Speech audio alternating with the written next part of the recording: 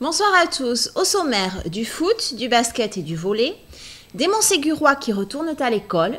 Mais tout d'abord, nous recevons Henri Ternus, président de Chalosse-Tursan-en-Seine. Bonsoir. Bonsoir. Alors très prochainement, le vendredi 11 mai, il y aura la prochaine représentation théâtrale organisée. Oui, c'est la 8e de la saison. Alors de quoi s'agit-il? Alors là, c'est une pièce, c'est vraiment un vaudeville, c'est des choses qui n'arrivent jamais. Un ministre qui attend sa maîtresse dans un hôtel parisien, c'est pas des choses qui non, peuvent ça n'arrive arriver. jamais. C'est vraiment des choses qui n'arrivent jamais. Cette pièce se passe, il y a 10 acteurs, c'est les Saltimbornes de Biscarrosse.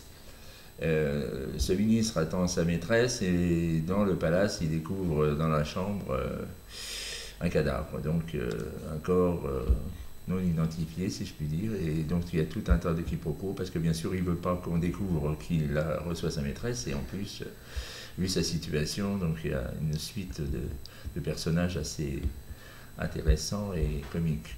Oui, un sacré programme. Alors, à quel endroit faut-il se rendre? Alors, c'est à Ossarieux. Et à quel prix? À 10 € comme d'habitude. À la salle polyvalente. À la salle polyvalente de Ossarieux, vendredi à 20h30. Et c'est la dernière représentation de la saison? Sur le programme, c'était la dernière représentation de la saison, mais vu le succès, on a organisé une séance supplémentaire le 15 juin qui aura lieu à la salle Aquitaine à Gétaux. Vous reviendrez nous voir à cette occasion? Oui, là aussi, c'est pas une pièce très triste non plus, je pense. Très bien. Je reviendrai vous voir avec grand plaisir. Le plaisir sera partagé. Merci beaucoup. Merci à vous. Très belle initiative de la classe Ulysse de l'école primaire qui vient donner un peu de joie à nos aînés.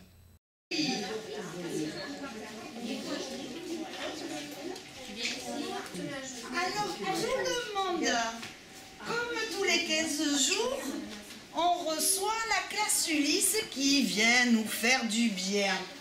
Ils viennent comme d'habitude nous faire des petits massages et après jouer avec nous sur les grands jeux en bois.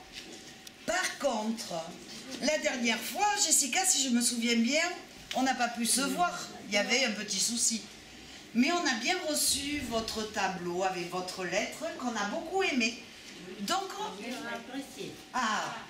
n'est-ce pas? Donc, du coup, on a décidé de vous faire un petit cadeau. Alors, eh bien, comme chaque résident a un enfant et que nous, on est au milieu, eh bien, je me permets de t'offrir le cadeau. Et chaque résident peut offrir son cadeau. Alors,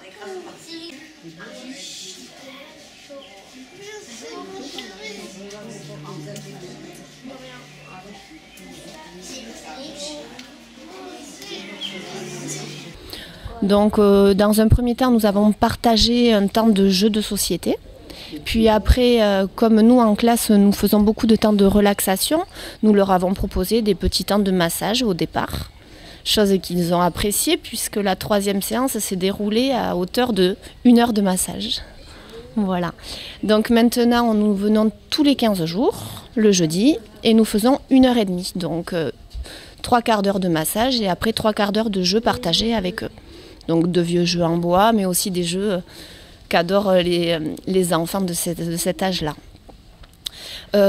Pédagogiquement, donc c'est échanger quand même avec ces résidents, être capable de discuter, de répondre à leurs attentes au niveau des massages, voilà, savoir si vraiment on leur fait du bien, qu'est-ce qui est possible de faire et de ne pas faire, puis après de partager des règles du jeu avec eux.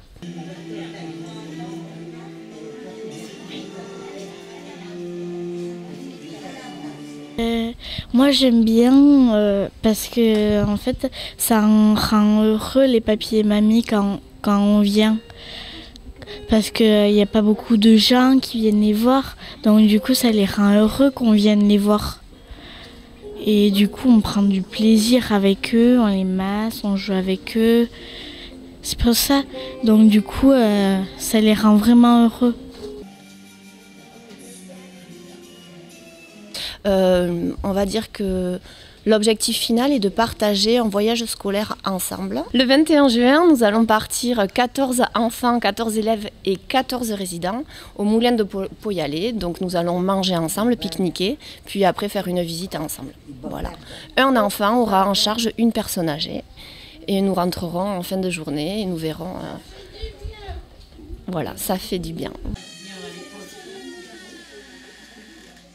Alors moi je suis Fabienne Dubroca, je suis l'animatrice de la maison de retraite. J'ai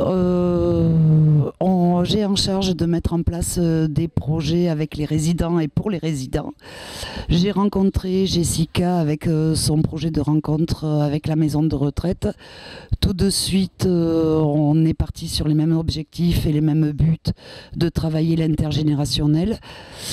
Ça s'est passé de mieux en mieux au fur et à mesure des séances et nous avons décidé de concrétiser notre projet, comme l'a dit Jessica je crois tout à l'heure, par la sortie scolaire de fin d'année le 21 juin au Moulin de Poyalet. C'est vrai que beaucoup de nos résidents me réclament la journée avec la classe Ulysse, tellement des complicités se sont instaurées entre les élèves et nos résidents. Eh bien oui, nous sommes contentes que tous les mercredis matins, nous ayons tous ces petits-enfants qui viennent nous faire passer un bon petit moment. Ça nous fait plaisir, ça nous délasse un petit peu les épaules. Ils font ça très bien. Principalement celui que j'ai maintenant, là, il fait bien ça, il appuie normalement, il me masse très bien. Je pense que tout le monde apprécie ce mercredi matin qui est attendu. Là, nous avons passé 15 jours sans les avoir. Et bien, nous avons trouvé le temps un petit peu long. Alors les jeux que vous pouvez voir juste là derrière moi où des résidents et des enfants jouent proviennent d'un partenariat avec les aînés de l'avenir qui nous ont mis à disposition plusieurs jeux en bois dont les enfants et les résidents profitent. Nous avons un grand billard, nous avons un chamboule-tout, enfin bref, plusieurs jeux et qui font le plaisir des résidents et des enfants.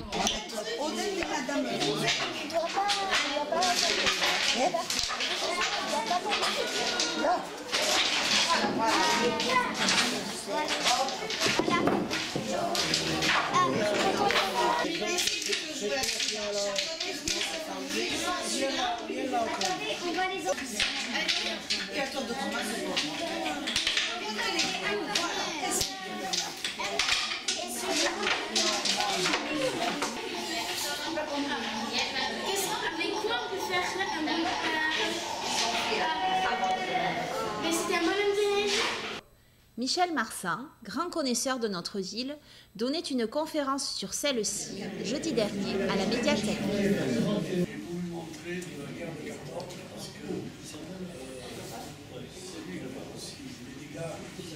Alors, d'abord, je veux remercier toute l'équipe de la médiathèque qui sont des gens charmants et qui m'aident beaucoup et qui sont très compétents. Donc là, je veux les remercier pour leur aide. Voilà. Et puis, je veux remercier aussi tous les amis d'Amicale Laïque qui sont là, monsieur et madame Laurent qui sont là. Monsieur Laurent est venu de Mont-de-Marsan, il est président de l'AERI, c'est l'association pour l'étude de la résistance intérieure. C'est lui qui dirige un peu la mémoire sur la résistance et même sur les faits de guerre aussi. Voilà, et donc on est un groupe là, donc je fais partie du groupe et qui travaille, qui va bientôt sortir aussi un livre. Donc on va commencer, je vais vous expliquer le livre. En fait, il parle donc de Agenmo avant la guerre de 14, notamment entre 1900 et 1920. Il y a après donc l'histoire des cagots que j'avais déjà écrite et dans laquelle Philippe Dubedout a participé aussi, dans cette histoire des cagots. Et après, il y a les carnets de guerre du sergent Darzac, M. Darzac, d'Agenmo. C'est une charrette chargée de fournitures, de marchandises. Et le photographe avait fait attention de faire poser le gars et le brosse. On voit les bœufs avec la brique, le linge, où il y avait des rayures dessus, des rayures bleues. ce linge était fait à Gémeaux, parce qu'il y avait des ateliers de tissage. On voyait les petites filles, comme elles étaient bien habillées, les chapeaux, les jupons, tout ça, et les hommes la blouse, tous la blouse. Ça c'était comme ça. Et jusqu'à là, il n'y avait pas rien de véhicule, aucun véhicule à moteur. Il y avait voilà, des vélos, et voilà. Et là, on va passer à autre chose. Voilà. Alors là, attention, le progrès arrive. Le progrès arrive. Bien que les messieurs en redingote et en de forme, ils ne font pas un chien quand même. Mais les petites filles sont bien habillées. Et les pompiers ont le casque qui brille. Et alors là, nous voyons, il y a le maire, le maire de l'époque était monsieur Lost. C'est en 1910 que ça se passe. Il y avait Odette Tessier, qui est devenue Odette du Martin, institutrice. Orthographe, grammaire, conjugaison, des Montségurois se sont penchés sur les accords. À Montségur, il y a quelques semaines, c'est dans le charmant petit bar que l'idée de la dictée est née. C'est Christelle, éducatrice spécialisée de formation et passionnée de lecture et de théâtre, qui a relevé le défi. Nous, on est venus et on a posé la question de quoi vous parlez. C'était un tête-à-tête grammatical. Ouais. Et Michel a dit, mais on pourrait faire une dictée. Et ben, on a dit tous, ben oui, ok, plutôt que de mettre ça assis là et puis parler d'un sujet vraiment bien pointu. Et c'est parti de là. Et on est commencé à combien? À 5. Et aujourd'hui, si tout le monde est là, on est presque une dizaine. Ah oui, on a été 12. On a été 12. Et il n'y avait pas quelqu'un? Si, mais... Il y a Geneviève qui n'est pas là. Ah, il y a Nicole qui est venue là. Encore que pour toi. Ouais. Elle a le travail. Et puis bon, c'est sûr qu'il ne faudrait pas qu'on arrive à être 20 parce que là, ça ferait... Mais on prendrait le des sports. Et puis il y avait Michel qui disait... Oh, et ce serait pas mal de faire une dictée... Oui, pas de souci, moi je vous la fais. Une fois la dictée terminée, relue et corrigée, voilà, Christelle, armée de son dictionnaire et de son Becherel de la conjugaison, explique très clairement les règles des accords. Pour varier l'apprentissage, Christelle propose une semaine sur 2 une correction de texte. Je ne vous dis pas combien il y a de fautes. Ah. Il y en a un certain nombre, mais pas un nombre certain. Peut-être qu'il n'y en a pas du tout. D'accord? Parce qu'il y a des fois des mots... Des gens et... À l'école, on n'en parle pas. Il est dissipé. Alors, l'idée, c'est évidemment que vous ne fassiez pas ça à voix haute. Donc, on arrête les bavardages. Oui. Vos doutes à vous, c'est pas ceux du copain. D'accord? Je l'ai faite avec mon écriture. J'espère que tu as bien écrit. Oh, tu commences mal, toi. J'ai hésité à le taper à l'ordi. Mais pour voir si ça serait plus lisible ou pas. Et puis j'aime bien moi l'écriture à la main, donc j'ai décidé de vous le donner écrit à la main. Si par contre vous préférez taper à la machine, pour la prochaine fois, je vais taper. Moi je peux te le taper à la machine si tu veux. Non. Ouais, moi aussi.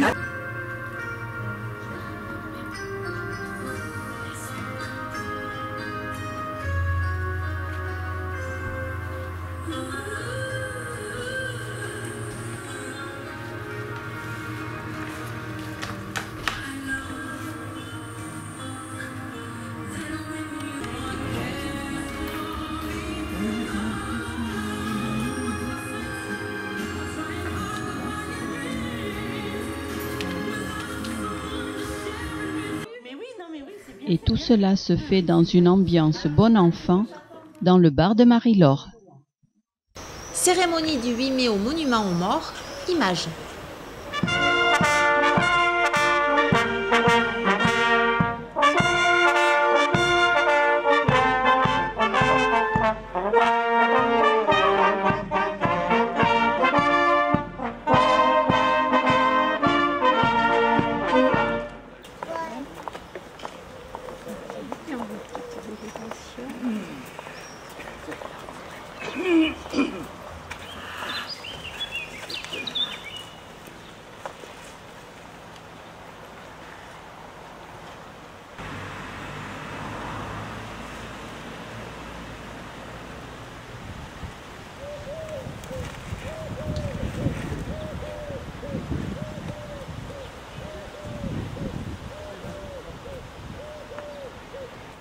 ce jour, nous rendons hommage à nos compatriotes et à leurs frères d'armes, combattants de 1940, Français libres qui n'ont jamais cessé le combat, et résistants de l'intérieur ayant héroïquement rejoint la lutte, soldats de l'armée d'Afrique couverts de gloire, combattants rassemblés pour libérer notre terre opprimée et poursuivre le combat au-delà du Rhin et des Alpes.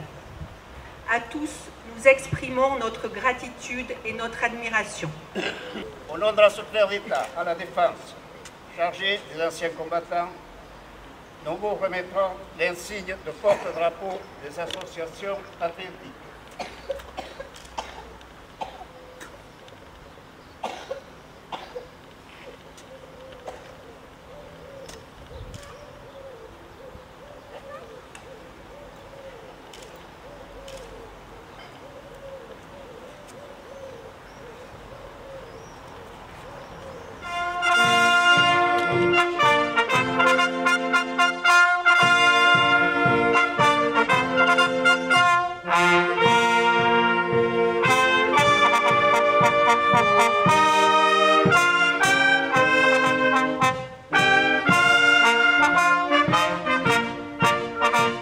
Pour leur dernier match de championnat de la saison, les filles de l'USH Volley l'emportent face à une belle équipe de Dax sur le score de 3-7 à 1.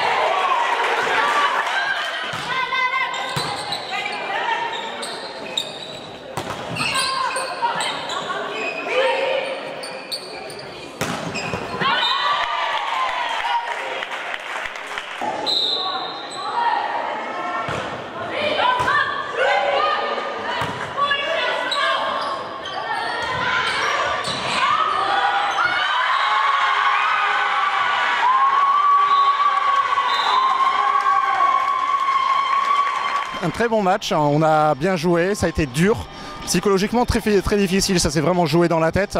Et pour un dernier match, c'est très bien. Et tous les week-ends, les résultats ils étaient scrutés, analysés.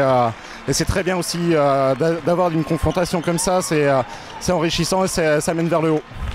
Bon, alors ce soir la saison se termine, rendez-vous l'année prochaine pour une nouvelle aventure? Je sais pas, on verra.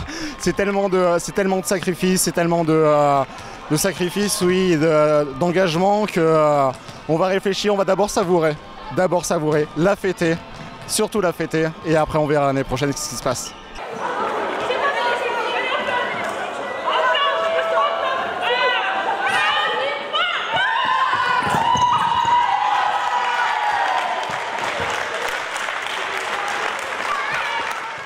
Les filles de l'USH Volley ont remporté la Coupe des Landes organisée le week-end dernier à la Cité Verte.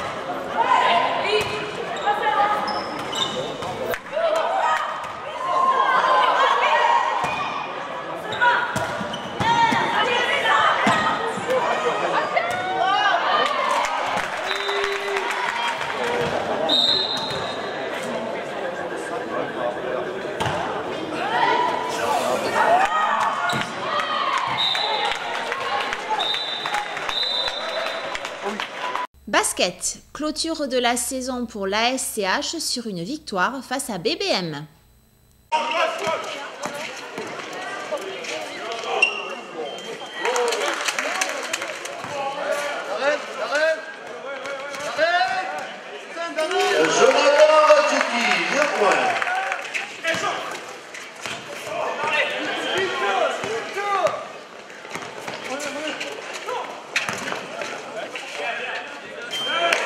Jérémy Caveau.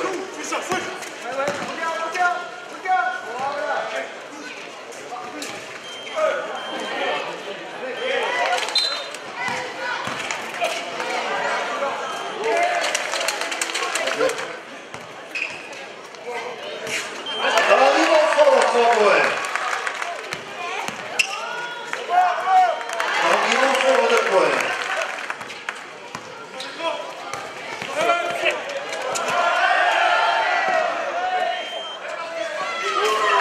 Jonathan Rotjoki, le point.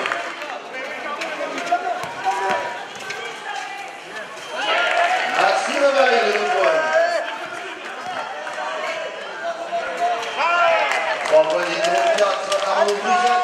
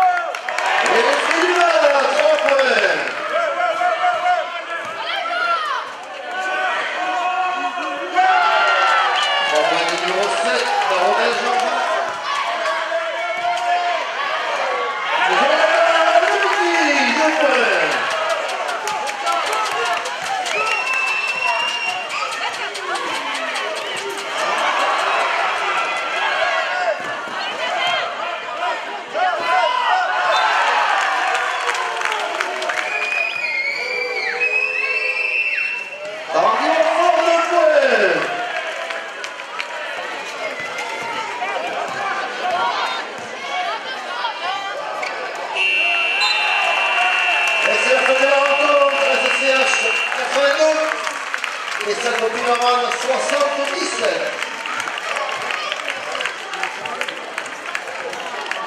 On a fait un bon match, on est content de finir sur une bonne note, c'est bien. Bon, alors, tu retiens quoi de ces sortes? C'était sûrement pas la meilleure quand même Au niveau des résultats, c'était pas la meilleure, mais humainement, ça a été une année très forte parce qu'on a vécu beaucoup de choses et on a beaucoup appris puisqu'on a perdu 7 matchs, si j'ai bonne mémoire, de moins de 8 points. Donc on a progressé tout au long de la saison et maintenant en espérant que l'année prochaine on mette cette année au profit d'une bonne saison l'année prochaine.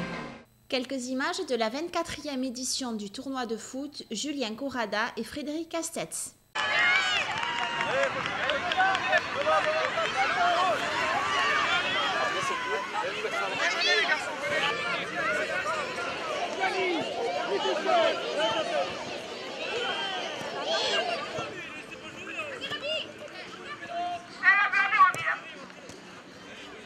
C'est notre 24e tournoi, effectivement, voilà, qui connaît le succès habituel, parce que alors, le nombre de participants, je ne suis pas capable de le dire, mais enfin, il tourne toujours entre 1200 et 1300 jeunes joueurs, de disons 5 à 15 ans. Voilà, donc, je répète ce que je dis les autres années, c'est un tournoi amical, où le classement existe, du moins du 11 au 15, mais c'est assez anecdotique. Voilà, c'est plutôt fait pour se rencontrer entre clubs voisins et amis la plupart du temps. La plupart sont des Béarnais, puisque ce tournoi il est très prisé par les Béarnais.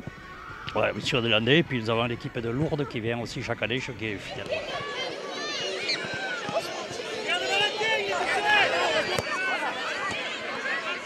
Je tiens quand même à rendre hommage à tous nos bénévoles qui s'occupent de ce tournoi, parce que voilà, on voit ce qui est visible, mais on ne voit jamais ce qui est invisible, ce qui est d'ailleurs la définition d'invisible. Et donc, avec le milieu sportif, le sportif sur le terrain, donc avec tous les éducateurs, les arbitres, les joueurs, les gens, donc il y a aussi derrière en cuisine, voilà, tout ce qui donne un petit coup de main, bénévolement bien sûr.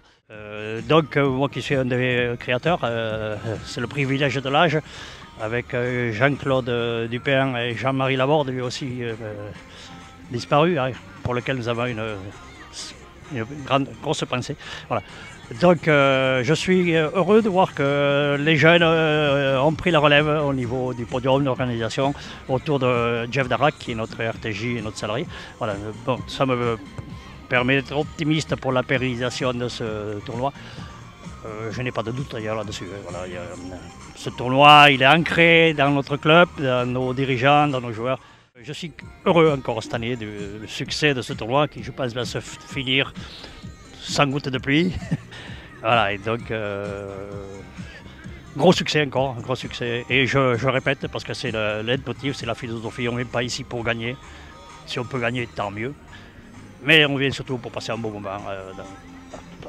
au terrain de football. Et c'est surtout vrai, alors là où en plus il n'y a pas de résultat, c'est chez les tout petits, les U7 et U9, où je ne sais pas si tu as pu le constater, mais là il y a beaucoup de parents, ça s'amuse. C'est le but de la manœuvre. Voilà. Parce que le football, c'est un sport. Et évidemment, c'est pour gagner, mais aussi il ne faut pas oublier, ce qu'on oublie trop souvent, c'est que c'est aussi un jeu et c'est la convivialité. Voilà.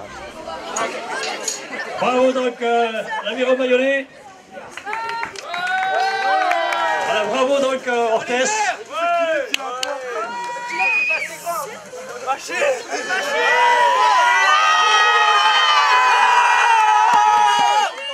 Merci de votre fidélité. À très bientôt. Au revoir.